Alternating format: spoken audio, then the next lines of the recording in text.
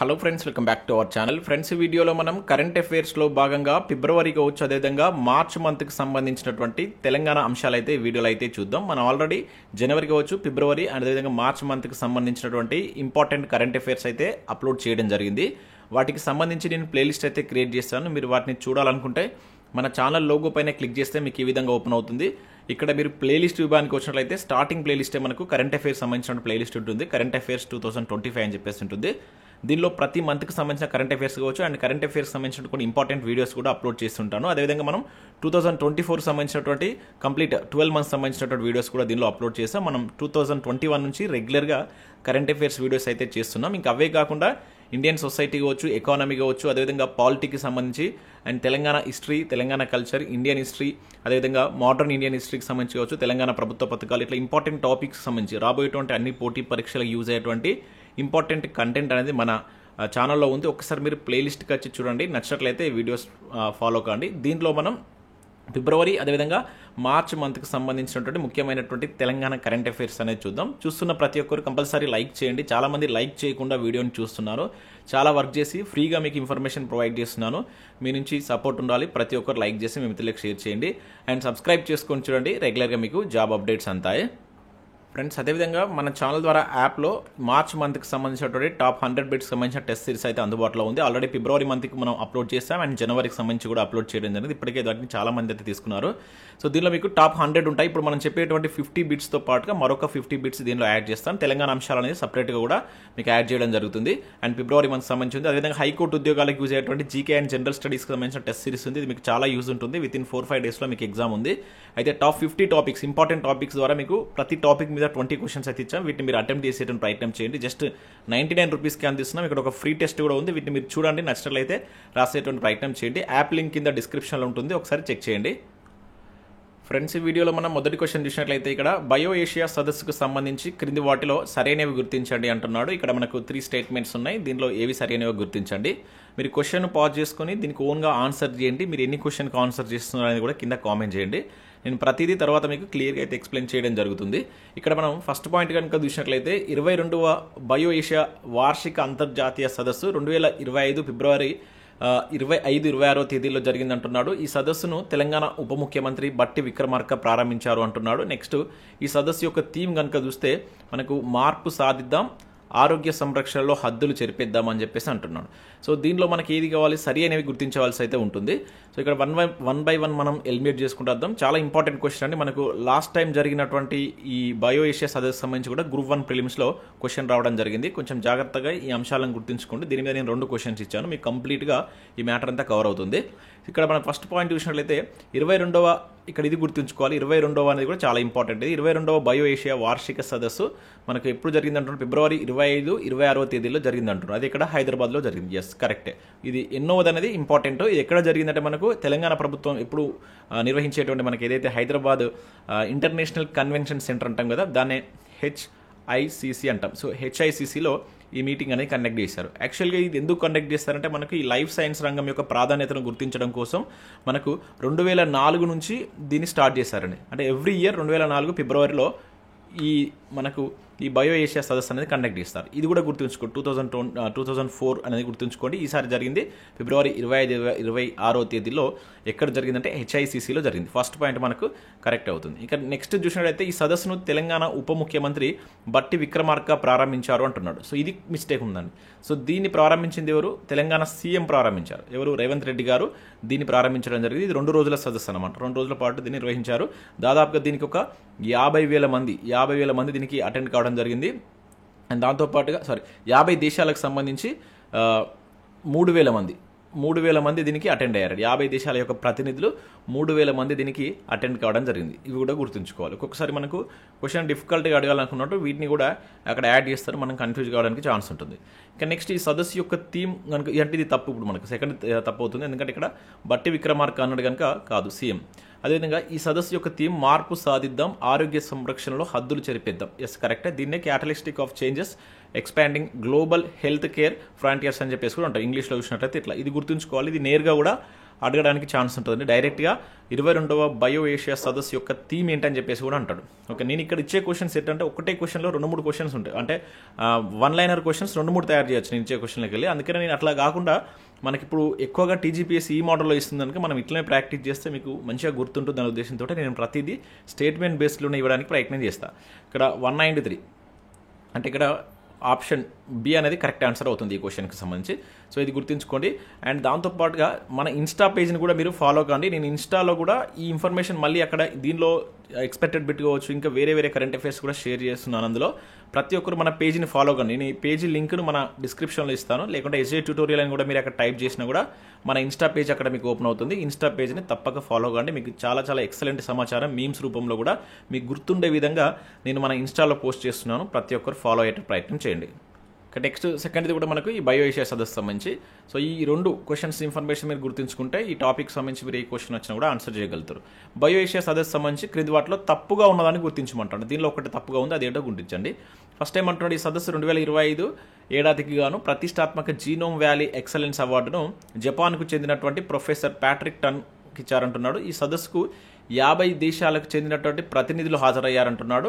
So అదేవిధంగా ఈ సదస్సులో 11 సంస్థలతో తెలంగాణ ప్రభుత్వం ఒప్పందం కూర్చుకొని 5,445 కోట్ల పెట్టుబడులను ఆకర్షించిందంటున్నాడు. ఈ సదస్సులో ముఖ్యంగా జీవ వైవిధ్యం, ఆరోగ్యం, ఔషధ రంగాల్లో చర్చలు జరుగుతాయి అంటున్నాడు. సో ఇది చాలా మందికి తెలిసినటువంటి ఈజీగా మనం చెప్పవచ్చు, ఇది కరెక్టే అవుతుంది. మనకు ఇంతకుముందు కూడా మీకు ప్రీవియస్ క్వశ్చన్లో కూడా ఎక్స్ప్లెయిన్ చేశాను. ఇది ఏంది, ముఖ్యంగా లైఫ్ సైన్సెస్ అంటే ఏంటిది, జీవ వైవిధ్యం కావచ్చు, ఆరోగ్యం, ఈ ఔషధ రంగాల్లో చర్చలు జరుగుతాయి. దీని యొక్క మెయిన్ ఇంటెన్షన్ ఇది. చాలా మంది తెలిసినట్టే దీన్ని ఈజీగా మీరు చేస్తారు.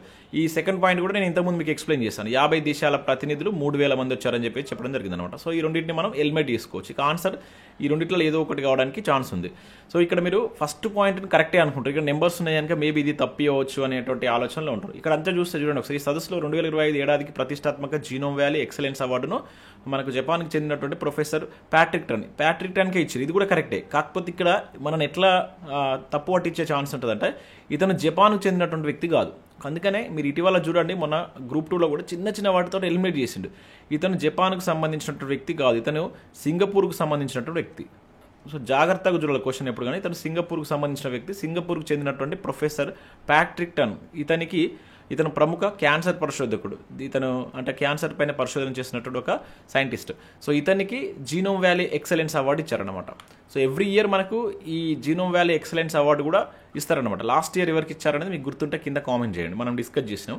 సో ఇప్పుడు ఆన్సర్ ఏదవుతుంది, ఏ అనేది కరెక్ట్ ఆన్సర్ అవుతుంది. ఓకేనా, బి అనేది కరెక్ట్, మళ్ళీ సి కరెక్టే. 11 సంస్థలతోటి ఒప్పందం కూర్చుకుంది. ఎంత, 5,445 కోట్ల ఒప్పందాలు కూర్చుకుంది. దాదాపు దీని ద్వారా 9,800 ఉద్యోగాలు కూడా వస్తాయని చెప్పేసి వాళ్ళు ప్రకటించడం జరిగింది. దీనిలో చాలా ఉన్నాయి.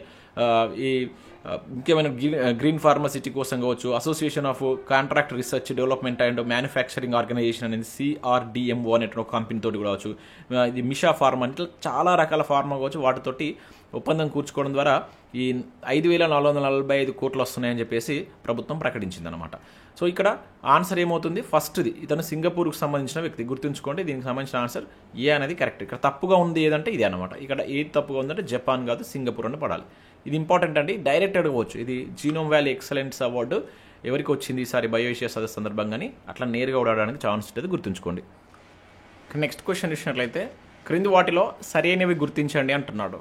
సో ఇది మనకు ఎస్సీ వర్గీకరణకు సంబంధించి మోస్ట్ ఎక్స్పెక్టెడ్ బిట్ అండి. ఈసారి ఏదైనా ఒక కాంపిటేటివ్ ఎగ్జామ్లో ఇక్కడ నుంచి బిట్ రావడానికి ఛాన్స్ ఉంటుంది. నేను ఆల్రెడీ ప్రీవియస్లో చాలాసార్లు దీనికి సంబంధించి మన కరెంట్ అఫైర్స్ డైలీ మార్నింగ్ వీడియోలో ఎక్స్ప్లెయిన్ చేస్తూనే ఉన్నాను. కొంచెం దీన్ని జాగ్రత్తగా మీరు గుర్తుంచుకోండి.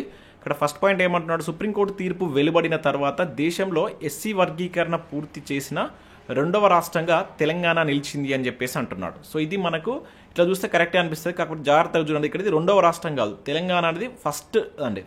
మనకు ఎస్సీ అంటే సుప్రీంకోర్టు తీర్పు వెలువడిన తర్వాత దేశంలో ఎస్సీ వర్గీకరణ పూర్తి చేసినటువంటి తొలి రాష్ట్రంగా తెలంగాణ ఇటీవల అవతరించడం జరిగిందనమాట. ఇది మనకు తప్పు, ఫస్ట్ పాయింట్ తప్పు అవుతుంది. జనరల్గా మనకు ఎస్సీ వర్గీకరణ పైన మనకి ఇక్కడ తెలంగాణలో వేసినటువంటి కమిషన్ ఏంటిది, జస్టిస్ షమీమ్ అఖ్తర్ కమిటీ వేశారు. మీకు ఆల్రెడీ మనం చాలాసార్లు చూసాం. ఈ షమీమ్ అఖ్తర్ కమిటీ నేతృత్వంలో ఇది ఏకసభ్య కమిషన్. సో ఇది ఒక 4 సిఫారసులను చేసింది. ఇవి గ్రూపులు కాదు, సిఫారసులు అనమాట. 4 పాయింట్స్ చెప్పింది అనమాట. ఈ 4 సిఫారసులను ఎప్పుడు మనకు మంత్రివర్గంకి ఇచ్చిందంటే, మంత్రివర్గ ఉపసంఘానికి ఈ నివేదికను ఎప్పుడు ఇచ్చిందంటే February 3న ఇచ్చింది. ఫిబ్రవరి 3న ఈ నివేదికను ఇవ్వడం జరిగింది. దానికి అప్పుడు క్యాబినెట్ ఆమోదం తెలిపింది. తర్వాత మన అసెంబ్లీ కూడా ఆమోదం తెలిపింది. ఇప్పుడు మనం రైట్ నౌ చూసినట్లయితే దానికి సంబంధించి రాష్ట్రపతి కూడా ఆమోద ముద్ర వేయడం జరిగింది అనమాట. ఓకేనా. సో ఇక్కడ మనకు గవర్నర్ కూడా ఆమోద ముద్ర వేసింది అనమాట. సో టోటల్గా ఇప్పుడు ఇక్కడ నెక్స్ట్ దీని యొక్క రోస్టర్ ప్రాసెస్ జరుగుతుంది. రోస్టర్ ప్రాసెస్ అయిపోయిన తర్వాత మనకు జాబ్ నోటిఫికేషన్స్ వస్తాయని చెప్పేసి మనం గత 4-5 డేస్ నుంచి కూడా దీనికి సంబంధించిన వార్తలను చూస్తున్నాం. ఇది ఎస్సీ వర్గీకరణకు సంబంధించినటువంటి ప్రాసెస్. సో దీనిపైన వేసినటువంటి ఏకసభ్య కమిషన్ ఏంటిది? జస్టిస్ షమీమ్ అఖ్తర్ కమిటీ ఇట్లా కూడా అడుగుతారు అనమాట. ఇది ఎన్ని సిఫారసులను చేసిందంటే 4 సిఫారసులను చేసింది. ఇది చాలా ఇంపార్టెంట్. ఈ 4 సిఫారసులు ఏంటి అనేది నేను ఆల్రెడీ ప్రీవియస్ వీడియో చెప్పాను. ఒకటేంటిది ఇక్కడ చెప్తున్నాను, జాగ్రత్తగా గుర్తుంచుకోండి. ఏం చెప్పింది అంటే దాంట్లో ఒకటి ఎస్సీ కులాలను 3 గ్రూపులుగా వర్గీకరించాలి అని చెప్పేసి అన్నమాట. 3 గ్రూపులుగా వర్గీకరించాలి.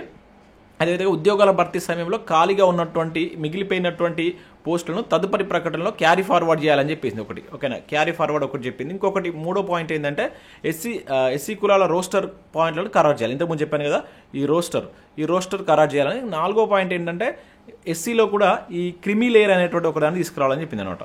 అయితే దీనిలో ఈ మూడింటికి ప్రభుత్వం ఓకే చెప్పింది, దీన్ని మాత్రం వద్దని చెప్పింది. ఇది కూడా గుర్తుంచుకోవాలి, క్రిమీ లేయర్ను వద్దని చెప్పింది అనమాట. ఇట్లా మనకు టోటల్గా దీనికి సంబంధించి అప్పుడు కమిషన్ వేసిన తర్వాత వీళ్ళు 60 డేస్ అడిగారు. బట్ ఈ 60 డేస్ సరిపోదని చెప్పేసి మళ్ళీ దీన్ని ఎక్స్టెండ్ చేస్తే 82 డేస్లో ఈ నివేదిక ఇచ్చింది మొత్తం. ఎప్పుడు మనకు అక్టోబర్ 11 ఏకసభ్య కమిషన్ నియమిస్తే అది 82 డేస్లో కంప్లీట్ చేసి 199 పేజీల నివేదికను మనకు ఎన్ని కులాలపైన అంటే 59 కులాలపైన సమగ్రంగా 4 సిఫారసులతోటి నివేదిక ఇచ్చింది. ఇది దీని యొక్క ప్రాసెస్. ఇదంతా మీకు గత వీడియోలో కూడా ఒకసారి చెప్పాను, గుర్తుంచుకోండి.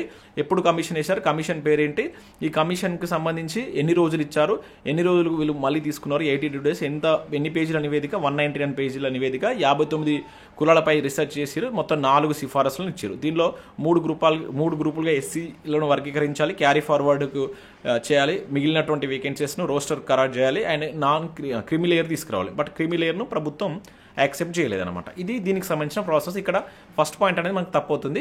ఇవన్నీ కంప్లీట్ చేసుకుని గవర్నర్ ఆమోదంతో కూడా ఇప్పుడు మనకు ముందుకు వచ్చిందనమాట. ఇది ఇట్లా మనకు సుప్రీంకోర్టు తీర్పు తర్వాత ఇట్లా ఫస్ట్ ఒక స్టేట్ కంప్లీట్ చేసిన స్టేట్ ఏదైనా ఉందంటే అది మనకు తెలంగాణ అనమాట. నెక్స్ట్ సెకండ్ పాయింట్ ఏమంటున్నాడు, సుప్రీంకోర్టు పంజాబ్ ప్రభుత్వం versus Davinder Singh and others కేసులో 2024 ఆగస్టు 1న ఎస్సీ వర్గీకరణకు అనుకూలంగా తీర్పు వచ్చింది. మరి ఈ తీర్పు ఎప్పుడు వచ్చిందంటే ఇక్కడ గుర్తుంచుకోండి, సుప్రీంకోర్టు పంజాబ్ వర్సెస్ దవిందర్ సింగ్ ఈ కేసు అడుగుతారండి. ఇది ఆల్రెడీ నేను పాలిటీ కరెంట్ అఫైర్స్లో కూడా చెప్పాను ఇంతకుముందు. ఓకేనా, దవిందర్ సింగ్ వర్సెస్ పంజాబ్ కేసులో మనకు సుప్రీంకోర్టు ఎస్సీ వర్గీకరణకు అనుకూలంగా తీర్పునిచ్చింది. ఎప్పుడంటే 2024 ఆగస్టు 1 అని చెప్పేసి గుర్తుంచుకోండి. సో ఇది కరెక్టే. ఇక షమీమ్ అఖ్తర్ ఏకసభ్య కమిషన్ సిఫారసులను 4 గ్రూపులుగా వర్గీకరించారు. ఇక్కడ చూడండి, ఇక్కడ మీరు కూడా 4 చెప్పారు అని చెప్పేసి మనం కరెక్టే అనుకుంటాం. ఇక్కడ గ్రూపులు అంటున్నాడు, ఇవి 4 సిఫారసులు, దీనిలో ఒక పార్ట్ ఇది 3 గ్రూపులు అనమాట. ఇక్కడ 3 పడాలి. అందుకనే క్వశ్చన్ మనం జాగ్రత్తగా అబ్జర్వ్ చేయాలి. ఇక్కడ ఎస్సీ కులాలను ఎన్ని రకాలుగా 3 గ్రూపులుగా వర్గీకరించాలని చెప్పేసి చెప్పింది. ఎస్సీ కులాలను దేంట్లో 4 సిఫారసులు ఇచ్చింది కదా, దాంట్లో చెప్పింది అనమాట. అర్థమైంది అనుకుంటా మీకు. కొంచెం జాగ్రత్తగా దీన్ని గుర్తుంచుకొని క్వశ్చన్ రావడానికి ఛాన్స్ ఉంటుంది.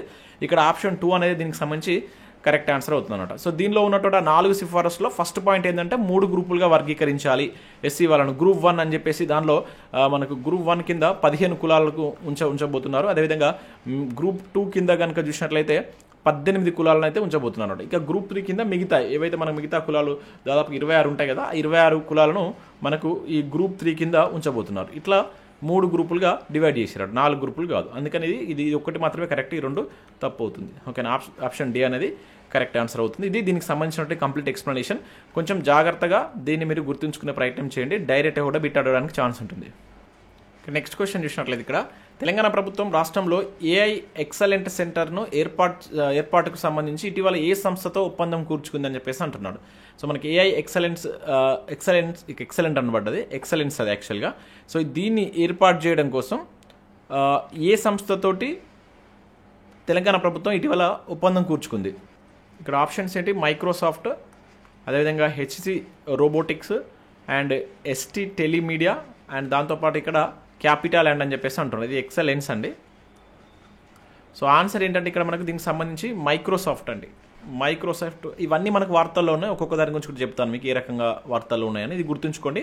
మైక్రోసాఫ్ట్ తోటి మనకు గచ్చిబౌలిలో ఈ మైక్రోసాఫ్ట్ కార్యాలయం యొక్క విస్తరణలో భాగంగా మనకు 11 లక్షల ఈ చదరపు అడుగుల విస్తీర్ణంలో నిర్మించినటువంటి ఆ ప్రాంగణాన్ని మనకు రీసెంట్గా సీఎం రేవంత్ రెడ్డి గారు దీన్ని ప్రారంభించడం జరిగిందనమాట. సో దానిలో భాగంగా తెలంగాణ ప్రభుత్వం ఈ దాదాపు 1.2 లక్షల మందికి ఈ ఆర్టిఫిషియల్ ఇంటెలిజెన్స్ సాంకేతికతలో శిక్షణ ఇచ్చేందుకు కొన్ని కార్యక్రమాలు స్టార్ట్ చేసింది. సో దానిలో భాగంగా మనకి ఎక్సలెన్స్ సెంటర్స్ కూడా ఏర్పాటు చేయాలని చెప్పేసి ఒక అవగాహన ఒప్పందం మన తెలంగాణ ప్రభుత్వం ఈ మైక్రోసాఫ్ట్ తో అయితే చేసుకోవడం జరిగిందనమాట. అది గుర్తుంచుకోవాలి. ఇక్కడ మనకి హెచ్సి రోబోటిక్స్ అనేది ఎట్లా వార్తలు ఉందంటే, రీసెంట్గా మనకు ఈ సంస్థ 500 కోట్ల పెట్టుబడులు పెట్టడానికి, రాష్ట్రంలోకి పెట్టుబడి పెట్టడానికి ఒక ఒప్పందం కూర్చుకుందనమాట. హైదరాబాద్ కేంద్రంగా పనిచేస్తున్నటువంటిది. దీన్నే మనం ఏమంటే ఈ సెంటియాన్ నెట్వర్క్స్ అని చెప్పేసి అంటాం. హెచ్సి రోబోటిక్స్ రాష్ట్రంలో దాదాపుగా 500 కోట్లు ఈ డ్రోన్ టెక్నాలజీ కావచ్చు, టెలికమ్యూనికేషన్ కావచ్చు, రోబోటిక్స్, విమానాల యొక్క రక్షణ సాఫ్ట్వేర్ అభివృద్ధిలో భాగంగా ఇక్కడ పెట్టుబడులు పెట్టబోతున్నట్లు వాళ్ళు ప్రకటించారు. ఇది కూడా మనకి ఇటీవల వార్తల్లో ఉంది. నెక్స్ట్ ఎస్టీ టెలిమీడియా, ఇది మీకు నేను ప్రీవియస్ వీడియోలో కూడా చెప్పాను. ఎస్టీ టెలిమీడియా అనేది మనకు రాష్ట్రంలో ఒక అత్యాధునిక డేటా సెంటర్ని ఏర్పాటు చేయబోతుంది. ఎక్కడ ఇది మనకు రంగారెడ్డి జిల్లాలో ఉన్నటువంటి ఏదైతే మనకు ఈ ముచ్చర్ల సమీపంలో మీర్ఖాన్పేటలో 3,500 కోట్లతోటి పెట్టుబడులతో అత్యాధునిక ఏఐ ఆధారిత డేటా సెంటర్ను క్యాంపస్ను స్థాపిస్తామని చెప్పేసి ఎస్టీ టెలిమీడియా ఇటీవల ప్రకటించిందనమాట. ఇది మనం జనవరి కరెంట్ అఫైర్లో చూస్తాం. ఇక నెక్స్ట్ ఇది క్యాపిటల్ ల్యాండ్ అని చెప్పేసి మనకు సింగపూర్కు చెందినటువంటి కంపెనీ. ఇది ఇంపార్టెంట్ అండి. సో ఇది ఏం చేస్తుంది, ఇక్కడ మనకు ఈ రియల్ ఎస్టేట్లో ప్రముఖ సంస్థ మనకు హైదరాబాద్లో 450 కోట్లతోటి దాదాపుగా అత్యాధునిక ఐటీ పార్కును తీసుకురాబోతుంది. ఓకేనా, ఐటీ పార్కును ఏది తీసుకురాబోతుంది, క్యాపిటల్ ల్యాండ్. ఇవన్నీ మనకు లాస్ట్ మంత్ కరెంట్ అఫైర్స్లో భాగంగా ఉన్నటువంటి, అందుకని ఇక్కడ తీసుకొచ్చి మీకు మరొకసారి రివిజన్ చేస్తున్నాను. ఇది మాత్రం దీనికి మైక్రోసాఫ్ట్. ఇక్కడ నేను అక్కడ 4 రకాల క్వశ్చన్స్ ఎక్స్ప్లెయిన్ చేశాను. మీకు డైరెక్ట్గా 1 లైనర్ క్వశ్చన్స్ కూడా 4 పాయింట్స్ మీద అడగవచ్చు. వాటిని కూడా గుర్తుంచుకోండి, ఇంపార్టెంట్. ఇక నెక్స్ట్ క్వశ్చన్ ఇక్కడ చూసినట్లయితే, నిక్షయ్ శివార్ కార్యక్రమంలో భాగంగా కేంద్ర ప్రభుత్వం తెలంగాణలో ఎన్ని జిల్లాలను ఎంపిక చేసిందని చెప్పేసి అంటున్నాడు. యాక్చువల్లీ ఈ నిక్షయ్ శివార్ కార్యక్రమం ఏంటంటే మనకు తెలియాలి ఫస్ట్. ఓకేనా, ఇది ఏంటంటే కేంద్ర ప్రభుత్వం మనకు టీబీ రహిత భారతదేశంగా చేయాలని చెప్పేసి ఈ ఒక రకమైనటువంటి కార్యక్రమాన్ని చేపట్టిందన్నమాట. అది ఆ రకంగా మనకి ఏం చేసిందంటే, దీనిలో ఒక 347 దేశవ్యాప్తంగా 347 జిల్లాలను ఎంపిక చేసింది. ఇది మనకు 2024 డిసెంబర్లో వచ్చినటువంటి ప్రోగ్రామ్. ఇది గుర్తుంచుకోండి. అయితే ఈ ఏడాదిలో ఒక ఇన్ని జిల్లాలను ఎంపిక చేసి అక్కడ దీన్ని ఇంప్లిమెంట్ చేస్తున్నట్టు, అక్కడ టీబీ లేకుండా అంటే 0 కేసెస్ వచ్చే విధంగా ఒక ప్లాన్ చేస్తుంది అనమాట. సో దానిలో భాగంగా మన తెలంగాణ నుంచి వెళ్ళి టోటల్గా ఎన్ని జిల్లాలు ఎంపిక అయ్యాయంటే 9 జిల్లాలు ఎంపిక కావడం జరిగిందన్నమాట. దానిలో మనకు ఆదిలాబాద్, భద్రాద్రి కొత్తగూడెం, ఇంకా మెదక్, నాగర్ కర్నూలు, పెద్దపల్లి, మహబూబ్ నగర్, వనపర్తి, ఇట్లా రాష్ట్ర క్షయ విభాగం ప్రత్యేక దృష్టి సాధిస్తుంది. వీటికి సంబంధించి అక్కడ క్షయ అనేది లేకుండా ఉండడం కోసం ఇటువంటి కార్యక్రమాలు చేస్తారన్నమాట. సో ఇది ఇక్కడ మనం గుర్తుంచుకోండి. మరి 2024 రాష్ట్రంలో మొత్తం 247 క్షయరహిత గ్రామాల జాబితాను సిద్ధం చేసిందన్నమాట. ఇప్పుడు దాన్ని మళ్ళీ 347 ఈ ఇయర్ కానీ 347 జిల్లాలో దీన్ని 247 క్షయరహిత గ్రామాలు కంప్లీట్ అయిపోయినాయి. ఇప్పుడు మళ్ళీ 347 కింద టార్గెట్ పెట్టుకున్నారని చెప్పేసి గుర్తుంచుకోండి. ఓకేనా. సో మన భారతదేశం ఈ క్షయరహిత భారత్గా ఏ ఇయర్ వరకు భారతదేశం చేయాలి అని చెప్పేసి ఒక టార్గెట్ ఇయర్ పెట్టుకుంది. అది ఏంటనేది మీరు కింద తెలిస్తే కామెంట్ చేసేటువంటి ప్రయత్నం చేయండి. సో నెక్స్ట్ క్వశ్చన్ చూసినట్లయితే, ఇక్కడ ఇందిరా మహిళా శక్తి మిషన్ 2025కి సంబంధించి క్రింది వాటిలో సరైన ఏమంటున్నాడు. ఇది కూడా మోస్ట్ ఎక్స్పెక్టెడ్ బిట్ అండి, చాలా చాలా ఇంపార్టెంట్ క్వశ్చన్ ఇది. ఇక్కడ చూద్దాం. ఫస్ట్ది ఏమంటున్నాడు, మార్చి 8న సికింద్రాబాద్ పరేడ్ మైదానంలో నిర్వహించినటువంటి ఇందిరా మహిళా శక్తి సభలో ఈ విధానాన్ని ముఖ్యమంత్రి రేవంత్ రెడ్డి గారు విడుదల చేశారని చెప్పేసి అంటున్నాడు. ఎస్, మనకు మార్చి 8న ఇంపార్టెన్స్ ఏంటిది, అంతర్జాతీయ మహిళా దినోత్సవం రోజున మనకు రేవంత్ రెడ్డి గారు ఈ పరేడ్ గ్రౌండ్, సికింద్రాబాద్ పరేడ్ గ్రౌండ్లో నిర్వహించినటువంటి ఏదైతే కార్యక్రమంలో మనకు ఈ ఇందిరా మహిళా శక్తి మిషన్ 2025 విధానాన్ని అయితే రిలీజ్ చేశారనమాట. గుర్తుంచుకోండి, ఇది ఇంపార్టెంట్. ఇట్లా మనకు నేరుగా అడగడానికి ఛాన్స్ ఉంటుంది. అయితే ఇక్కడ సెకండ్ది ఏమంటున్నాడు, 1 కోటి మంది మహిళలను కోటీశ్వర్లు చేయడం దీని యొక్క ముఖ్య ఉద్దేశం అంటున్నాడు. ఎస్, ఇది కరెక్టే. సో ఏంటంటే మనకు దీని ద్వారా ఏంటంటే రాష్ట్రంలో ఉన్నటువంటి 1 కోటి మంది మహిళలను సంఘటితం చేసి వారిని కోటీశ్వర్లు చేయడం, అంటే వారికి సంబంధించినటువంటి నైపుణ్య అభివృద్ధి కార్యక్రమాలు నేర్పడం కావచ్చు, ఇంకా శిక్షణ ఇవ్వడం లాంటివి ఇచ్చేసి సో బ్యాంకు ద్వారా దాదాపుగా 1,00,000 కోట్ల రుణాలు ఇవ్వబోతున్నారు అనమాట. ఇది ఇంపార్టెంట్. 1,00,000 కోట్ల రుణాలు అనేటువంటిది వీళ్ళకి ఇచ్చేసి వారిని కోటీశ్వర్లు చేయాలి. అంటే మహిళా సాధికారత కోసం ప్రభుత్వం చేపడుతున్నటువంటి ఒక కార్యక్రమం కింద దీన్ని మనం అర్థం చేసుకోవాల్సి ఉంటుంది అనమాట. గుర్తుంచుకోండి, 1 కోటి మంది మహిళలను కోటీశ్వర్లు చేయడం, వీరికి 1,00,000 కోట్ల వరకు రుణాలు మంజూరు చేస్తున్నారు ప్రభుత్వం. వివిధ బ్యాంకుల ద్వారా కావచ్చు, వివిధ కార్యక్రమాల ద్వారా 1,00,000 కోట్ల రుణాలను మంజూరు చేస్తుంది. ఇది దీని యొక్క మెయిన్ ఇంటెన్షన్ అనమాట. ఇక దీనిలో భాగంగా వృద్ధ మహిళలకు ప్రత్యేక స్వయం సహాయక సంఘాలు అండ్ కిషోర బాలికల అభివృద్ధి కోసం ప్రత్యేక సమూహాలను ప్రభుత్వం ఏర్పాటు చేసిందని చెప్పేసి అంటున్నాడు. ఎస్, ఇది కూడా కరెక్టే. అయితే మంచి కొంచెం క్లియర్గా చూద్దాం. ఇక్కడ ఏంటంటే మనకు మొత్తం 1 కోటి మంది మహిళలను కోటీశ్వర్లు చేయాలనే ఉద్దేశంతో వీళ్ళు దీనిలో కొన్ని కార్యక్రమాలను కూడా ఇంక్లూడ్ చేస్తున్నారు అనమాట. అయితే ఇప్పటి వరకు మనకు ఈ సెల్ఫ్ హెల్ప్ గ్రూప్స్ ఉన్నాయిగా, SHG అని చెప్పేసి అంటాం కదా, వీటి ద్వారా మన రాష్ట్రంలో దాదాపుగా 61.35 లక్షల మంది ఉన్నారంట. అయితే ఇది కూడా ఎట్లంటే మనకు గ్రామీణ ప్రాంతంలో వేరు, పట్టణ ప్రాంతంలో వాళ్ళని కూడా ఇప్పుడు యాడ్ చేస్తారు. అప్పుడు మనకు గ్రామీణ ప్రాంతంలో ఈ సెర్ఫ్ అనేది ఉండదు అనమాట. ఈ సెర్ఫ్ ద్వారా మనకేంటంటే ఈ గ్రామీణ పేదరిక నిర్మూలన సంస్థ అని చెప్పేసి అంటాం. ఇది మనకు ప్రీవియస్లో బిట్టు కూడా. దీని ద్వారా అక్కడ పేదరిక నిర్మూలన కార్యక్రమాలు జరిగాయి. అదే పట్టణ పేదరికంలో చూసుకుంటే మనకు అక్కడ ఈ మెఫ్మా అని చెప్పేసి ఉంటుంది. ఓకేనా, ఈ మెఫ్మా అని చెప్పేసి ఇది అక్కడ పనిచేస్తుంది అనమాట. ఇప్పుడు ఈ మెఫ్మాని తీసుకొచ్చి సెర్ఫ్లో వీళ్ళని చేసేసి ఈ 61.35 లక్షల మందికి వీళ్ళు హెల్ప్ చేయాలని చెప్పేసి అనుకుంటున్నారు. సో అది ఇక్కడ టార్గెట్ ఏంటి, వీళ్ళకు 1 కోటి మంది మహిళలను సంఘటితం చేయాలి. అయితే ఇక్కడ ఈ ఏదైతే SHG గ్రూప్స్ ద్వారా 61 లక్షల మంది ఉన్నారు కదా, వీరు కాకుండా మళ్ళీ ఈ ముఖ్యంగా వృద్ధ మహిళల కోసం కూడా, ముఖ్యంగా వృద్ధులు అంటే 60 నుంచి 65 సంవత్సరాలు, ఈ SHG గ్రూప్లో జనరల్గా 60 సంవత్సరాల తర్వాత వీళ్ళు దానిలో చేరడానికి అవకాశం ఉండదు. అయితే ఈ 60 నుంచి 65 సంవత్సరాల మధ్య ఉన్నటువంటి ఎవరైతే ఈ వృద్ధ మహిళలకు కూడా సపరేట్గా వీళ్ళు ఏం చేస్తున్నారంటే ఈ స్వయం సహాయక సంఘాలు అంటే ఎల్డర్ సెల్ఫ్ హెల్ప్ గ్రూప్స్ అని చెప్పేసి అంటే ESHGs అని చెప్పేసి ఏర్పాటు చేస్తున్నారు అనమాట. సో దీని ద్వారా ఒక 8 లక్షల మంది యాడ్ కాబోతున్నారు అని చెప్పేసి ప్రభుత్వం చెప్తుంది. ఇక నెక్స్ట్ మళ్ళీ ఇక్కడ కిషోర బాలికల సమూహాలు అని చెప్పేసి వీళ్ళకి సంబంధించినటువంటి కూడా అంటే అడాల్టెంట్ గర్ల్స్ గ్రూప్స్ అని చెప్పేసి అడాల్సెంట్స్ గర్ల్స్ గ్రూప్స్ అని చెప్పేసి తీసుకొస్తుంది అనమాట. సో దీని ద్వారా కూడా దగ్గర ఈ రిమైనింగ్ ఏదైతే మనకి ఇక్కడ ఒక 32 లక్షల మంది యాడ్ అవుతారంట. సో ఈ 32 లక్షలు వచ్చి 8 లక్షలు ప్లస్ ఈ 61 లక్షలు టోటల్గా 1 కోటి మందిని మేము అంటే కోటీశ్వరులు చేయబోతున్నామని చెప్పేసి ఈ ఇందిరా మహిళా శక్తి మిషన్ ద్వారా ప్రభుత్వం అయితే చెప్తుందన్నమాట. దానికోసం 1,00,000 కోట్ల రుణాలు అనేది ప్రభుత్వం అనేది వివిధ బ్యాంక్స్ ద్వారా కావచ్చు, ఇంకా వివిధ ప్లాట్ఫామ్ ద్వారా అందించబోతున్నట్లు ప్రకటిస్తున్నారు ఈ విధానంలో. ఇది గుర్తుంచుకోండి. ఇక్కడ ఈ 3 కరెక్టే. ఇంపార్టెంట్ అంటే దీనికి సంబంధించి మనకు క్వశ్చన్స్ అడగడానికి ఛాన్స్ ఉంటుంది. దీనిలో భాగంగా చేపడుతున్నటువంటి ఒకటి వచ్చేసి ఈ కిషోర బాలికల సమూహాలు కావచ్చు, వృద్ధ సహాయక సంఘాలు కూడా అంటే వృద్ధ మహిళలకు సంబంధించి దీనిలో వృద్ధ మహిళలకు సంబంధించినటువంటి ప్రత్యేక స్వయం సహాయక సంఘాలను కూడా ఏర్పాటు చేస్తుంది అనమాట. 1 కోటి మంది మహిళలను మన కోటీశ్వరులు చేయడం, 1,00,000 కోట్ల రుణాలు అందించడం దీని యొక్క ముఖ్య ఉద్దేశం. ఎప్పుడు విడుదల చేస్తారంటే మార్చి 8న దీనికి సంబంధించి సీఎం చేతుల మీదుగా దీన్ని విడుదల చేయడం జరిగింది. ఇది ఇక్కడ మీరు కొంచెం జాగ్రత్తగా గుర్తుంచుకోండి.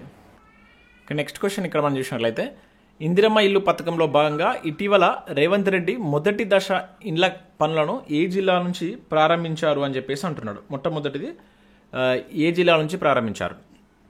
రంగారెడ్డి, నారాయణపేట, భద్రాచలం, నిర్మల్. ఇక్కడ గుర్తుంచుకోండి, ఇందిరమ్మ ఇల్లు స్కీమ్ను ప్రారంభించింది మనకు 2024లో ప్రారంభించారు. 2024 మార్చి 11. నేను ఆల్రెడీ ఈ అభయహస్తం స్కీమ్స్కి సంబంధించి ఒక వీడియో చేశాను. దాదాపు 4-5 లక్షల వ్యూస్ రావడం జరిగింది. మీరు యూట్యూబ్లో సెర్చ్ చేస్తే ఫస్ట్ మననే రికమెండ్ చేస్తాను. నేను క్లియర్గా ఎక్స్ప్లెయిన్ చేస్తాను, ఆ వీడియో చూడండి. అది మార్చి 11 స్కీమ్ లాంచ్ చేసిండు. అయితే ఈ స్కీమ్ లాంచ్ చేసేటప్పుడు వీళ్ళు ఏం చెప్పారంటే మొత్తం ప్రతి ఏటా నియోజకవర్గం నుంచి 3,500 ఇళ్ళని తీసుకొని దీని యొక్క టార్గెట్ ఎంతప్పుడు 4.50 లక్షల ఇండ్లను మొత్తం ఒక 5 సంవత్సరాల్లో కంప్లీట్ చేయాలని చెప్పేసి ఒక టార్గెట్ పెట్టుకున్నారు అనమాట. సో మొత్తం ఒక 4 విడతల్లో వీళ్ళకు డబ్బులు ఇస్తారు. సో దానిలో మనకు మొదటి విడత కింద ఇప్పుడు కార్యక్రమాలు అనేది స్టార్ట్ చేశారు అనమాట. ఇప్పుడు ఈ 2025 ఫిబ్రవరిలో స్టార్ట్ చేయడం జరిగింది. 2025 ఫిబ్రవరి 21న దీనికి సంబంధించి సీఎం రేవంత్ రెడ్డి గారు భూమి పూజ కూడా చేస్తారు. అది ఎక్కడంటే మనకు నారాయణపేట జిల్లాలో ఉన్నటువంటి అప్పక్పేట అనేటువంటి విలేజ్లో అప్పక్పల్లి అనేటువంటి ఒక విలేజ్లో దేవమ్మ నరసింహులు అనేటువంటి దంపతుల యొక్క స్థలంలో ఈ ఇందిరమ్మ ఇల్లు అనేటువంటి కార్యక్రమం మొదటి దశకు సంబంధించినటువంటి కార్యక్రమాన్ని భూమి పూజ ద్వారా స్టార్ట్ చేయడం జరిగింది అనమాట. సో ఇది నారాయణపేట డిస్టిక్ అని చెప్పేసి గుర్తుంచుకోండి. ఇది మనకు టోటల్గా ఫస్ట్ ప్రకటించినప్పుడు దాని యొక్క దాన్ని ఎట్లా ఇంప్లిమెంట్ చేయబోతున్నారని ప్రభుత్వం చెప్పినటువంటి తీరు అనమాట. ఓకే, ఇది ఇందిరమ్మ ఇళ్ళకి సంబంధించి మొదటి దశ ఇళ్ల కార్యక్రమాన్ని రేవంత్ రెడ్డి గారు నారాయణపేట జిల్లా నుంచి ప్రారంభించినట్లు ఇక్కడ గుర్తుంచుకోండి. నెక్స్ట్ క్వశ్చన్ ఇక్కడ చూసినట్లయితే తెలంగాణ ప్రభుత్వం హైదరాబాద్లో ఎన్నో మిస్ వరల్డ్ పోటీలు జరగబోతున్నట్లు ఇటీవల ప్రకటించింది అంటున్నాడు. సో మనకు ప్రతిష్టాత్మక ప్రపంచ సుందరి, దీన్నే మిస్ వరల్డ్ పోటీలు అని చెప్పేసి అంటాం. ఇవి మనకు హైదరాబాద్ వేదికగా జరగబోతున్నట్లు మనకు ప్రభుత్వం ఇటీవలనే ప్రకటించింది అనమాట. అది ఎప్పుడు జరగబోతున్నాయంటే మనకు మే 4 అదేవిధంగా మే 4 నుంచి స్టార్ట్ అయితే మే 31 వరకు జరుగుతాయి అన్నమాట. అయితే ఇవి ఎన్నో మిస్ వరల్డ్ పోటీలు అని చెప్పేసి ఇక్కడ మన క్వశ్చన్ 70, 71, 72, 73. ఇక్కడ మనం గుర్తుంచుకోవాల్సిందంటే ఇది 2005లో జరుగుతుంది. సారీ 2025లో జరుగుతుంది. 2024లో కూడా మన ఇండియాలోనే జరిగిందనమాట. కాకపోతే ఈసారి ఏంటంటే మన ఇండియాలో మన తెలంగాణలో జరగబోతుంది. సో 2024లో మనకు ముంబైలో జరిగాయి.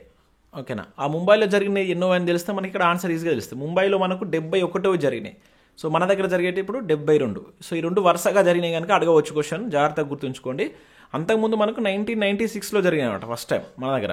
ఈ 1996 తర్వాత మన లాస్ట్ ఇయర్ ముంబైలో జరగడం జరిగింది. ఇప్పుడు మళ్ళీ మనకు తెలంగాణ వేదికగా హైదరాబాద్లో జరగబోతున్నాయి అనమాట. మిస్ వరల్డ్ పోటీలు ఎన్నో అంటే మనకు 72వ మిస్ వరల్డ్ పోటీలు అని చెప్పేసి గుర్తుంచుకోండి. ఇది చాలా ఇంపార్టెంట్. మనం గతంలో కూడా కరెంట్ అఫైర్స్లో డిస్కస్ చేసినాం. వీటికి సంబంధించిన ప్రపోజల్స్ జరుగుతున్నప్పుడు కూడా వార్తల్లో ఉన్నాయి, వాటిని డిస్కస్ చేసాం. నెక్స్ట్ క్వశ్చన్ చూసినట్లయితే 2025 మార్చి 6న తెలంగాణ క్యాబినెట్లో తీసుకున్న ఈ క్రింది నిర్ణయాలకు సంబంధించి సరికానిది అంటున్నాడు. సో ఈ క్యాబినెట్ మీటింగ్లో చాలా ఇంపార్టెంట్ నిర్ణయాలు తీసుకున్నారండి. అవి ఏంటనే తెలవాలి. వాటికి సంబంధించినటువంటి కంప్లీట్ డీటెయిల్స్ కూడా మనకు ఎగ్జామ్లో అడగడానికి ఛాన్స్ ఉంటుంది. కొన్ని అంటే రాబోయే భవిష్యత్తులో చేయబోయేటువంటి కార్యక్రమాలకు సంబంధించి మనకి క్యాబినెట్లో ఆమోదముద్ర పడింది అనమాట. అవి ఏంటి అనేది ఇక్కడ చూద్దాం. అండ్ వాటికి సంబంధించి మనం ముందు కరెంట్ అఫైర్స్లో కూడా చూస్తాం. సో రాష్ట్రంలో బీసీలకు విద్య, ఉద్యోగాలు, రాజకీయాల్లో 42% రిజర్వేషన్లు కల్పించడం కోసం మంత్రివర్గం ఆమోదం తెలిపింది అంటాడు. ఎస్, ఇది మనకు కరెక్టే. సో మనకు బీసీలకు విద్య కావచ్చు, ఉద్యోగాల్లో, రాజకీయాల్లో 42% రిజర్వేషన్లు కల్పించాలి అని చెప్పేసి నిర్ణయం తీసుకున్నారు. అండ్ దాంతోపాటు అక్కడ మనకు ఎస్సీ వర్గీకరణ పైన ఇచ్చినటువంటి జస్టిస్ షమీమ్ అఖ్తర్ ఇచ్చిన నివేదిక యొక్క సవరణ నివేదికను కూడా ఆమోదించారు. సవరణ ఏంటంటే మనం చూసాం కదా, ఒకటి అక్కడ ఏది నాన్ క్రిమిలేయర్ ఉన్నారు కదా, ఆ భావన అనేటువంటిది వద్దు అని చెప్పేసి వీళ్ళు మంత్రివర్గం దాన్ని నిర్ణయం తీసుకుని ఆ సవరణను కూడా దీనిలో ఆమోదించారనమాట. సో ఇది కరెక్టే. ఇక రాష్ట్రాన్ని అర్బన్, రూరల్ సెక్టార్లుగా విభజించి ప్రభుత్వం ఆర్ఆర్ను హెచ్ఎండిఏ వరకు 2 కిలోమీటర్ల మేర విస్తరణ దిశగా నిర్ణయం తీసుకుంది అని చెప్పేసి అంటున్నాడు. ఎస్, ఇది కరెక్ట్. దీనిలో మేజర్ నిర్ణయం ఇది. బీసీ రిజర్వేషన్ అనేది చాలా మేజర్ అనమాట. సో దానిలో భాగంగా మనకు ముఖ్యంగా ఏంటంటే ఈ సెకండ్ది ఇక్కడ ఏంటిది, రాష్ట్రాన్ని కోర్ అర్బన్ అండ్ రూరల్ సెక్టార్లుగా విభజించి రీజనల్ రింగ్ రోడ్ ఉంది కదా, దాని యొక్క బఫర్ను దాదాపు 2 కిలోమీటర్స్ వరకు విస్తరించి హెచ్ఎండిఏ వరకు దాన్ని విస్తరించాలన్నమాట. అంటే 2 కిలోమీటర్స్ మేర విస్తరిస్తే అది హెచ్ఎండిఏ వరకు వెళ్తుంది అనమాట. సో ఇది సెకండ్ తీసుకున్నారు. దానిలో ఇక తెలంగాణ పర్యాటక పాలసీకి రాష్ట్ర మంత్రివర్గ ఆమోదం. ఈ పర్యాటక పాలసీకి సంబంధించి నేను జనవరి కరెంట్ అఫైర్స్లో చెప్పాను మీకు. కరెంట్ అఫైర్స్ మనకు తెలంగాణకు సంబంధించి చెప్పేటప్పుడు అక్కడ ఆ విధానం ఏంటి, దానిలో ఉన్నటువంటి ఇంపార్టెంట్ అంశాలు మనం చూసాం. ఓకేనా. సో దీనికి ఇప్పుడు రాష్ట్ర మంత్రివర్గం అనేది ఆమోదం తెలిపింది. సో మీకు గుర్తున్నట్లయితే కింద ఆన్సర్ చేయండి. ఈ పర్యాటక విధానం ద్వారా ఎన్ని వేల కోట్ల పెట్టుబడులను మన పర్యాటక శాఖ ఆకర్షించబోతుందని ఆ విధానంలో ప్రకటించింది. దాని గురించి మీకు జనవరి కరెంట్ అఫైర్స్లో ఎక్స్ప్లెయిన్ చేస్తాను. కింద కామెంట్ చేయండి. చాలా ఇంపార్టెంట్ అండి ఇది. అదొకసారి ఆ వీడియో చూసే ప్రయత్నం చేయండి, బిట్ రావచ్చు.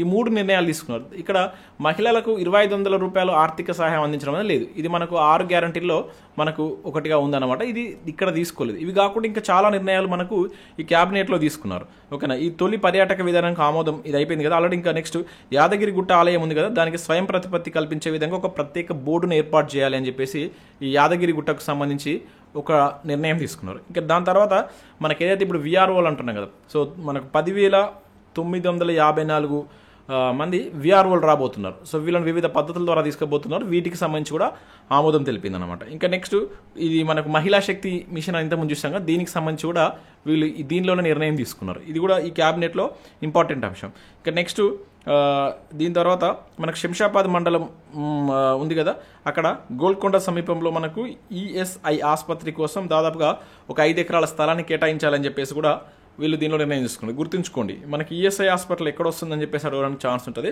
గోల్కొండ దగ్గర గల మనకు శంషాబాద్ మండలం పెద్ద గోల్కొండ అనేటువంటి సమీపంలో ఈ ఆసుపత్రి రాబోతుంది. దీనికి 5 ఎకరాల స్థలాన్ని కూడా కేటాయించాలని చెప్పేసి వీళ్ళు నిర్ణయం తీసుకున్నారు. అదేవిధంగా 2024 పారా ఒలింపిక్స్ కాంస్య పథక విజేత ఉంది కదా దీప్తి జీవాంజీ, ఆమెకు ప్రభుత్వ ఉద్యోగం ఇవ్వాలని చెప్పేసి కూడా దీనిలో తీసుకున్నారు. ఇవన్నీ కీలక నిర్ణయాలు. ఈ మార్చి 6న జరిగినటువంటి క్యాబినెట్ మీటింగ్లో తీసుకున్నటువంటి కీలక నిర్ణయాలు. వీటిని గుర్తుంచుకోండి. ఇట్లా అడగడానికి ఛాన్స్ ఉంటుంది. దీనిలో ఒక్కొక్క దాని గురించి మళ్ళీ మనం సపరేట్గా చూడాల్సి ఉంటుంది. మనం ముందు కరెంట్ అఫైర్స్లో భాగంగా వస్తాయి. కానీ నెక్స్ట్ చూసినట్లయితే 2025-26లో తెలంగాణ రాష్ట్రానికి మనకు నాబార్డ్ నుంచి ఎన్ని కోట్ల సహాయం అందనుంది. నాబార్డ్ అనేది తెలుసు కదా మీకు. సో ఈ బ్యాంక్ నాబార్డ్ ఇది గ్రామీణ అభివృద్ధి బ్యాంక్ అని చెప్పేసి అంటాం. నాబార్డ్ ఎప్పుడు ఏర్పడింది అనేది మీరు కింద కామెంట్ చేయండి. ఏ కమిటీ ఆధారంగా ఏర్పడింది అనేది కూడా కింద కామెంట్. మనం ప్రీవియస్లో దీనికి సంబంధించి చాలాసార్లు డిస్కస్ చేసినాం. సో ఎంత ఈసారి మనకు సహాయం అందించనుంది నాబార్డు నుంచి అని అంటున్నాడు. ఇది మన ఫిబ్రవరి 14న మనకు ఈ నాబార్డు వాళ్ళు హైదరాబాద్లో ఒక నివేదికను విడుదల చేశారండి. రాబోయేటువంటి ఆర్థిక సంవత్సరానికి ఇంత మేము నిధులు ఇవ్వబోతున్నామని. అది ఎంతంటే 3,85,08,000 3,85,845 కోట్లు అనేది ఇవ్వబోతున్నట్లు వీళ్ళు ప్రకటించారు. అంతకుముందు ఇయర్ ఇది లాస్ట్ అకాడమిక్ ఇయర్ ఇది అనమాట. ఇది లాస్ట్ ఇయర్కి సంబంధించి 2,80,000 కోట్లు అనేటువంటిది లాస్ట్ ఇచ్చారు. సో ఈసారి 3,85,000 కోట్లు అనేది ఇవ్వబోతున్నారు. దాదాపుగా గత ఏడాది లక్ష్యంతో పోల్చుకుంటే ఇది ఒక 37% అనేది ఎక్కువ అనేది ఇవ్వబోతున్నారు. దీని ద్వారా మనకు చాలా రకాల వారికి సూక్ష్మ చిన్న మధ్య తరహా పరిశ్రమలకు సంబంధించి వ్యవసాయ రంగానికి సంబంధించి వీళ్ళు ఈ రుణాలు అనేటువంటి వివిధ బ్యాంకుల ద్వారా మళ్ళీ మనకు రైతులకు వెళ్తాయి అన్నమాట. సో ఇది మన నాబార్డుకి సంబంధించి మీరు ఎకానమీలో ఇంకొంచెం డెప్త్గా చదవాల్సి ఉంటుంది. మనం అక్కడ చూస్తాం. ఇది కరెంట్ ఇష్యూలో ఉంది కనుక ఒకసారి ఇది గుర్తుంచుకోండి, ఈ ఇయర్కి సంబంధించి ఎంత ఇచ్చారనేది. ఇక్కడ నెక్స్ట్ చూసినట్లయితే క్రింది వాటిలో సరైనవి అంటున్నాడు. తెలంగాణ ప్రభుత్వం ప్రతిష్టాత్మకంగా నిర్మించున్నటువంటి ఫ్యూచర్ సిటీ కోసం ప్రత్యేకంగా ఫ్యూచర్ సిటీ డెవలప్మెంట్ అథారిటీని ఏర్పాటు చేసింది అని చెప్పేసి అంటున్నాడు. ఇది కరెక్టే కాదో మనకు తెలియాలి. ఎస్, ఇది కరెక్టే. మనకు రీసెంట్గా ఈ ఫ్యూచర్ సిటీ డెవలప్మెంట్ అథారిటీని ఏర్పాటు చేసినట్లు మనకు మార్చి 12న ఉత్తర్వులు కూడా జారీ చేస్తారు. దీన్ని ఏమని పిలుస్తున్నారంటే FCDA అని చెప్పేసి పిలుస్తున్నారు. సో దీన్ని ఏర్పాటు చేయడం జరిగింది అనమాట. అయితే ఈ ఫ్యూచర్ సిటీ డెవలప్మెంట్ అథారిటీ కింద సంగారెడ్డి జిల్లాలో 7 మండలాల్లోని 56 రెవెన్యూ గ్రామాలు దీని పరిధిలో ఈ గ్రామాల పరిధిలో దీన్ని విస్తరించున్నారని చెప్పేసి అంటున్నాడు. ఇది ఇంపార్టెంట్ అండి, ఇది మనకు వార్తల్లో ఉంది. అయితే ఇక్కడ చిన్న మిస్టేక్ ఏంటంటే ఇది సంగారెడ్డి జిల్లా కాదు, రంగారెడ్డి జిల్లాలో. ఇది దేని కింద రాబోతుందంటే మనకు 56 గ్రామాలు అనేటువంటిది రంగారెడ్డి జిల్లాలో ఉండబోతున్నాయి అన్నమాట. 7 మండలాల పరిధిలో ఉన్నటువంటి 56 గ్రామాల ఆ ప్లేస్లో మనకు ఈ ఫ్యూచర్ సిటీ డెవలప్మెంట్ అథారిటీ కింద రాబోతున్నాడు. ఇది మనకు తప్పు ఇచ్చారు, ఇది గుర్తుంచుకోండి, రంగారెడ్డి అని చెప్పేసి. ఇంకా ఈ ఫ్యూచర్ సిటీ డెవలప్మెంట్ అథారిటీ బోర్డుకు మనకు ముఖ్యమంత్రి చైర్మన్గా ఉండనున్నాడు. ఇది కరెక్టే, మనకు ముఖ్యమంత్రి గారు దీనికి సంబంధించిన చైర్మన్గా ఉండన్నట్లు రీసెంట్గా మనకు ఉత్తర్వులు జారీ చేస్తారు అనమాట. ఇది వార్తల్లో ఉన్నది, గుర్తుంచుకోండి. 193 అనేది కరెక్ట్ ఆన్సర్. ఆప్షన్ బి అనేది దీనికి సంబంధించినటువంటి కరెక్ట్ ఆన్సర్ అవుతుంది. నెక్స్ట్ చూసినట్లయితే HMDA స్థానంలో తెలంగాణ ప్రభుత్వం ఈ క్రింది దేనిని ఏర్పాటు చేస్తుందని చెప్పేసి అంటున్నాడు. దీనికి సంబంధించి కూడా మనకు ఉత్తర్వులు జారీ చేస్తారు. ఏమి ఏర్పాటు చేయబోతుంది ఇక్కడ? ఒరిజినల్ రింగ్ రోడా, లేదంటే హైదరాబాద్ మెట్రోపాలిటన్ రీజియనా, హైదరాబాద్ మహానగర అభివృద్ధి సంస్థన, తెలంగాణ మెట్రోపాలిటన్ రీజియనా, దేని ఏర్పాటు చేయబోతుంది అనేది ఇక్కడ ఇంపార్టెంట్. ఇక్కడ మీకు ఈ HMDA అన్న హైదరాబాద్ మహానగర సంస్థానం ఒకటి, అంటే ఇది ఆన్సర్ కాదు. ఇట్లా మనం దీన్ని డిలీట్ చేసుకోవచ్చు. అదేవిధంగా ఈ ORR లేదంటే RRR అని చెప్పేసి అంటాం దీన్ని. ఇది దానికి మీనింగ్ వస్తే ఇది సెకండ్ కూడా కాదు మనకు. ఇప్పుడు ఏంటంటే యాక్చువల్గా హైదరాబాద్ పరిసర ప్రాంతాల్లో మనకు ఈ రీజనల్ రింగ్ రోడ్ అనేది రాబోతుందంట, RRR రాబోతుంది అనమాట. అయితే ఇది వస్తున్నందుకు భవిష్యత్తులో చాలా అవసరాలు ఉంటాయి కనుక ఇప్పటి వరకు ఉన్నటువంటి HMDA ఉంది కదా, దీన్ని మన హైదరాబాద్ మహానగర అభివృద్ధి సంస్థ అని చెప్పేసి పిలుస్తాం. దీన్ని ఎట్లా చేంజ్ చేయబోతున్నారంటే హైదరాబాద్ మెట్రోపాలిటన్ రీజియన్గా చేంజ్ చేయబోతున్నారు అనమాట. సో దీని యొక్క పరిధిని కూడా విస్తరిస్తారు. ఇంతకుముందు మనం చూసాం కదా, దాని యొక్క పరిధిని కూడా విస్తరిస్తారని చెప్పి. సో అట్లా దీని కింద ఇప్పుడు 11 జిల్లాలు రాబోతున్నాయి, 11 డిస్ట్రిక్ట్స్ అనేది రాబోతున్నాయి, అండ్ 104 మండల్స్ అనేది రాబోతున్నాయి. దాదాపుగా 1355 రెవెన్యూ గ్రామాలని దీని పరిధికి తీసుకురాబోతున్నారు. సో అంతకుముందు తక్కువ ఉండేది, 7,252 చదరపు మీటర్లు ఉండేది. దీన్ని ఇప్పుడు దగ్గర 10,000 వరకు దీని యొక్క విస్తీర్ణం అనేది పెంచబోతున్నారు అనమాట. ఇట్లా దీని పేరు కూడా మారుస్తున్నారు, హైదరాబాద్ మెట్రోపాలిటన్ రీజియన్ అని చెప్పేసి పిలుస్తున్నారు. గుర్తుంచుకోవాలండి, ఇది చాలా ఇంపార్టెంట్. HMDA ఎప్పుడు ఏర్పడింది? యాక్చువల్గా మనం తెలంగాణ మూవ్మెంట్లో చదువుతాం, మీకు తెలిస్తే కింద కామెంట్ చేయండి. HMDA ఏర్పడినటువంటి సంవత్సరం ఏంటనేది కామెంట్ చేయండి. నెక్స్ట్ చూసినట్లయితే తెలంగాణ ప్రభుత్వం యంగ్ ఇండియా పోలీస్ స్కూల్ను ఏ జిల్లాలో ఏర్పాటు చేయనుంది? ఈ రోజు మనకు ఇది వార్తల్లో ఉంది. ఈరోజు మార్నింగ్ కరెంట్ అఫైర్స్లో భాగంగా ఇది మీకు నేను ఎక్స్ప్లెయిన్ చేస్తాను. అయితే దీనికి సంబంధించిన నిర్ణయం మనకు అంతకుముందు మార్చి 1 దీనికి సంబంధించినటువంటి బ్రోచర్ అనేది తెలంగాణ ప్రభుత్వం రిలీజ్ చేసింది అనమాట. యంగ్ ఇండియా పోలీస్ స్కూల్ను ఏర్పాటు చేయబోతున్నామని చెప్పేసి ప్రకటించింది అనమాట. సో అది ఏ జిల్లాలో? హైదరాబాద్, రంగారెడ్డి, సంగారెడ్డి, మెదక్. ఇది మనకు ఈరోజు మీకు నా కరెంట్ అఫైర్స్ చూసినట్లయితే అర్థమవుతుంది. ఇక్కడ రంగారెడ్డిలో ఉన్నటువంటి మంచిరేవుల అనేటువంటి ప్లేస్లో మనకు దేశంలోనే అంటే తెలంగాణలోనే ప్రప్రథమ పోలీస్ స్కూల్ అని చెప్పేసి మనకు ఒక యాడ్ వచ్చింది. దానికి సంబంధించి కూడా మనం ఈరోజు మార్నింగ్ చూసాం అనమాట. అక్కడ ఏర్పాటు చేయబోతున్నట్లు మనకు మార్చి 1 ప్రకటించారు. ఆల్రెడీ ఒక బ్రోచర్ రిలీజ్ చేశారు. మనకు నిన్న అంటే ఏప్రిల్ 10న సీఎం రేవంత్ రెడ్డి గారు దీన్ని ప్రారంభించడం కూడా జరిగిందనమాట. సో ఇది మనం నెక్స్ట్ మంత్ కరెంట్ అఫైర్స్లో మళ్ళీ చూస్తాం. సో దాదాపుగా ఇక్కడ వీళ్ళు ఒక 50 ఎకరాల విస్తీర్ణంలో ఈ స్కూల్ని ఏర్పాటు చేస్తారు. ఇది ముఖ్యంగా పోలీస్ వారికి సంబంధించి ఎవరైతే పోలీస్ డ్యూటీ చేస్తారో వాళ్ళ యొక్క పిల్లలకు సంబంధించి ప్రారంభించినటువంటి స్కూల్ అనమాట. సో ఇది గుర్తుంచుకోండి, ఈ ప్లేస్ ఇంపార్టెంట్. ఇది మొట్టమొదటిది అనమాట. ఇట్లా ఒక సపరేట్గా పోలీసు వారి కోసం వారి పిల్లల కోసం ఏర్పాటు చేసినటువంటి మొదటి స్కూల్ కింద కూడా గుర్తుంచుకోవాలి. నెక్స్ట్ క్వశ్చన్ చూసినట్లయితే ఇక్కడ 2023-24 సంవత్సరంలో అత్యధిక పర్యాటకులు సందర్శించినటువంటి ప్రదేశాల జాబితాలో తెలంగాణ నుండి ఈ క్రింది ఏవి నిలిచాయని చెప్పేసి అంటున్నాడు. సో మనకు భారత పురావస్తు శాఖ ఉంటుంది, archaeology survey of India. So ఇది మనకు 2023-24 డేటాను రిలీజ్ చేసింది అనమాట రీసెంట్గా.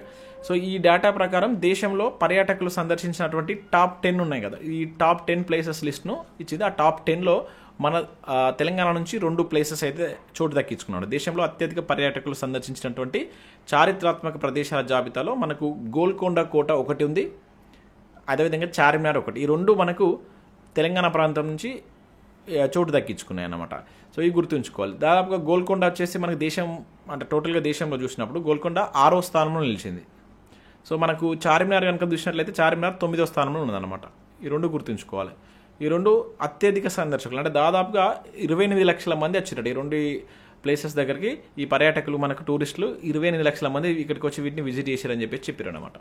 సో ఇక్కడ మనకు దేశంలో చూసుకుంటే మనకు ఓవరాల్గా ఎక్కువ మంది వెళ్ళినటువంటి ప్లేస్ కనుక చూసినట్లయితే మనకు ఏదైతే మనకు యూపీలో ఆగ్రాలో ఉన్నటువంటి తాజ్మహల్ అనేటువంటిది మనకు ఫస్ట్ ప్లేస్లో ఉందన్నమాట. అత్యధికంగా ఇక్కడ 61 లక్షల మంది పర్యాటకులు దీన్ని విజిట్ చేశారని చెప్పి చెప్తున్నారు. సో ఇక్కడ ఈ 2 అంటే ఇక్కడ ఆప్షన్ డి అనేది కరెక్ట్ ఆన్సర్ అవుతుంది. జాగ్రత్తగా గుర్తుంచుకోండి. నెక్స్ట్ చూసినట్లయితే ఇక్కడ తెలంగాణలో స్టార్టప్ల అభివృద్ధి కోసం టీ హబ్తో గోయాస్ హబ్ అవగాహన ఒప్పందం కూర్చుకుంది. అయితే ఇది ఏ దేశానికి సంబంధించింది అంటున్నాడు.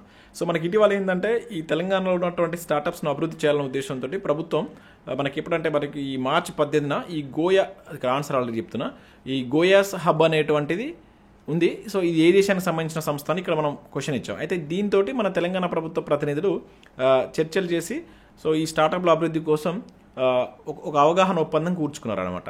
సో అయితే ఈ గోయాస్ హబ్ అనేది ఏ దేశానికి సంబంధించింది అంటున్నాడు ఇక్కడ. అమెరికానా, చైనానా, జపానా, బ్రెజిలా?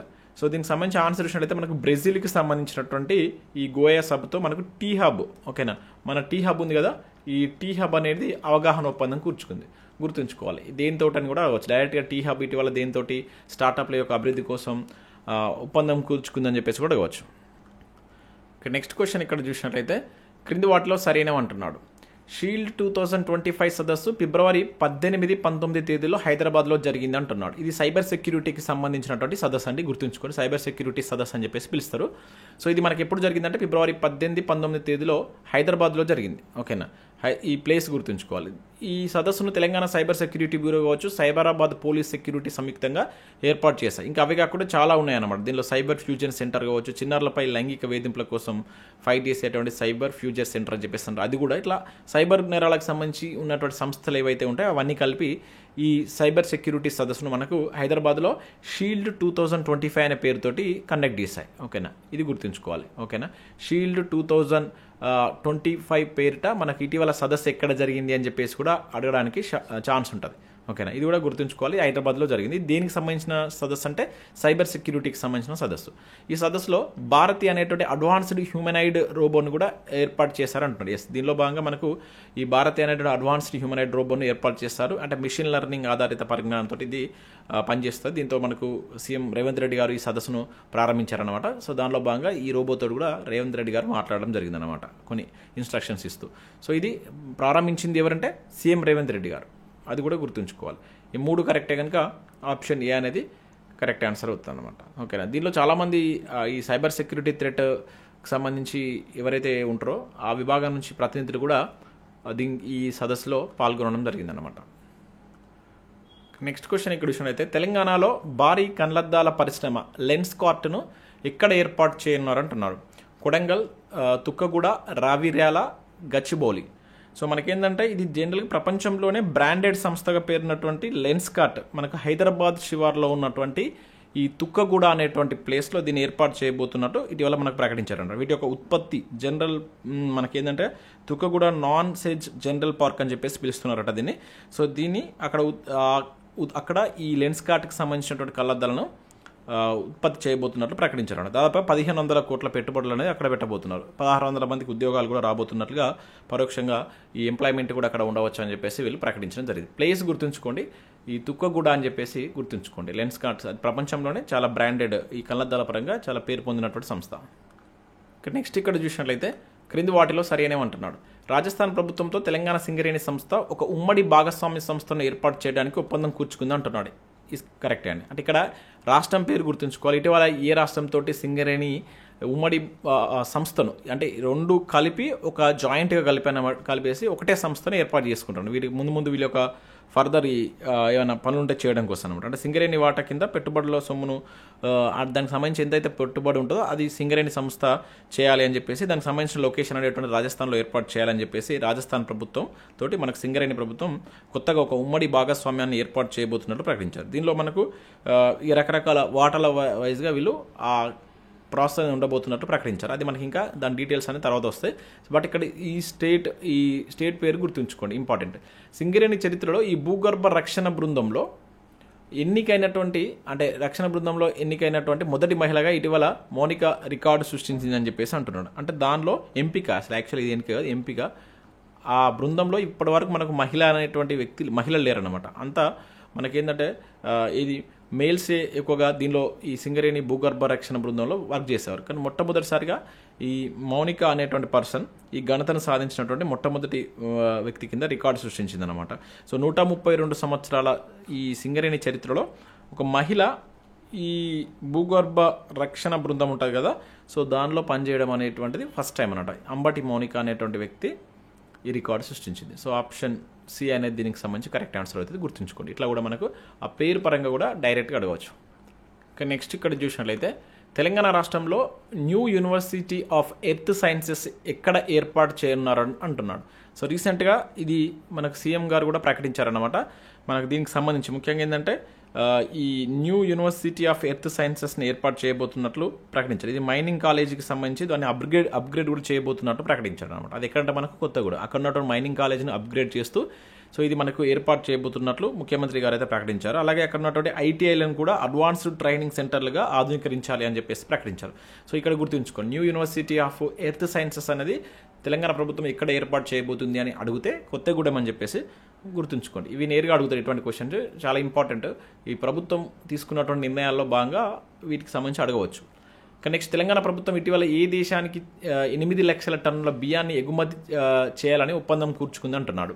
ఇక్కడ దక్షిణాఫ్రికా, Philippines, Singapore, Bhutan. So answer ఏంటంటే మనకు ఫిలిప్పైన్స్ కండి.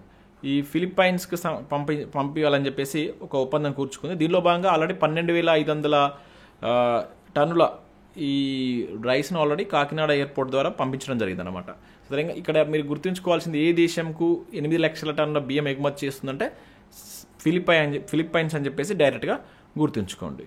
సో ఇవి మనకు తెలంగాణకు సంబంధించినటువంటి అంటే ఇవి ఫిబ్రవరి మంత్కి సంబంధించి కావచ్చు, అదేవిధంగా మార్చ్లో ఉన్నటువంటి చాలా ఇంపార్టెంట్ కరెంట్ అఫైర్స్ అంటే ఇవి. సో మీకు మిగతా ఇంకేమైనా మిస్ అయినట్లుంటే నేను మళ్ళీ మనం ఏప్రిల్కి సంబంధించి కూడా చేస్తాం కదా, సో ఏప్రిల్కి సంబంధించి చేసేటప్పుడు దాంట్లో నేను మళ్ళీ యాడ్ చేసి చెప్తాను. నేను ప్రతి మంత్కు ఆర్ 2 మంత్స్కి ఒకసారి మనకు ఈ టీజీ కరెంట్ అఫైర్స్ సపరేట్గా చేస్తాను. వీటిని నేను జనరల్ కరెంట్ అఫైర్స్లో యాడ్ చేయను, ఎందుకంటే మన కరెంట్ అఫైర్స్ ఏపీ వాళ్ళు చూస్తున్నారు, తెలంగాణ వాళ్ళు చూస్తున్నారు. సో అట్లా కొంచెం ఇబ్బంది అవుతుందని చెప్పేసి నేను ఏపీ తెలంగాణకి యూజ్ అయ్యే విధంగా ఆ టాప్ 50 బిట్స్ అనేటువంటిది చేస్తున్నాను.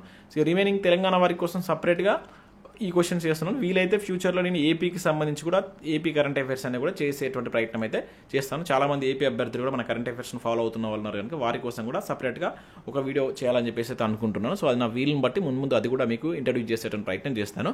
సో ఈ రకంగా మీకైతే ఫ్రీగా ప్రతి మంత్కి సంబంధించి అయితే అందిస్తున్నాను. మీ నుంచి సపోర్ట్ ఉండాలి. లైక్ చేయండి, మీ మిత్రులకు దీన్ని షేర్ చేయండి అండ్ సబ్స్క్రైబ్ చేసుకోండి. రెగ్యులర్గా మీకు అప్డేట్స్ అంతాయి. మన యాప్ను డౌన్లోడ్ చేసుకోండి. వీటికి సంబంధించినటువంటి కరెంట్ అఫైర్స్ ఇక్కడ మనం యాడ్ చేస్తాం విత్ ఎక్స్ప్లెనేషన్. ఇంగ్లీష్ అండ్ తెలుగులో కూడా ఉంటాయి. మన టెస్ట్ సిరీస్ అన్ని ఇంగ్లీష్ తెలుగులో ఉంటాయండి. జనవరి, ఫిబ్రవరి, అదేవిధంగా మార్చ్ మంత్కి సంబంధించి ఆల్రెడీ మనం అప్లోడ్ చేస్తాం. ఈ హైకోర్టులో ఇవి మీకు ఉచితంగా వస్తాయి. హైకోర్టు టెస్ట్ సిరీస్ తీసుకుంటే 99K మీకు ఇవి 2 నెలలు రావడం జరుగుతుంది అనమాట. ఓకే, ఈ 3 వస్తాయి. ఈ 3 నెలల వరకు అయితే దీనిలో ఇచ్చాం. సో ఇది మీకు ఇప్పుడు రాబోయేటువంటి వారికి చాలా యూజ్ అవుతుంది. హైకోర్టు ఎగ్జామ్ రాబోయేటువంటి వారికి దీనిలో మీకు టాప్ 50 టాపిక్స్ అనేటువంటిది మనం ప్రీవియస్ పేపర్స్ ఆధారంగా సెలెక్ట్ చేసి 20 క్వశ్చన్స్ తోటి ఒక్కొక్క టెస్ట్ అయితే కండక్ట్ చేస్తాం. సో ఇది తీసుకునే ప్రయత్నం చేయండి. మీకు యాప్ లింక్, మన ఇన్స్టా పేజ్ లింక్ అని డిస్క్రిప్షన్లో ఉంటాయి. ఇన్స్టా పేజ్ని అయితే తప్పక ఫాలో కండి. మీకు యూస్ఫుల్ ఇన్ఫర్మేషన్ అనేది షేర్ చేస్తున్నారు. ఒకసారి మీరు డిస్క్రిప్షన్ చూసేటువంటి ప్రయత్నం చేయండి. Thanks for watching. Thank you.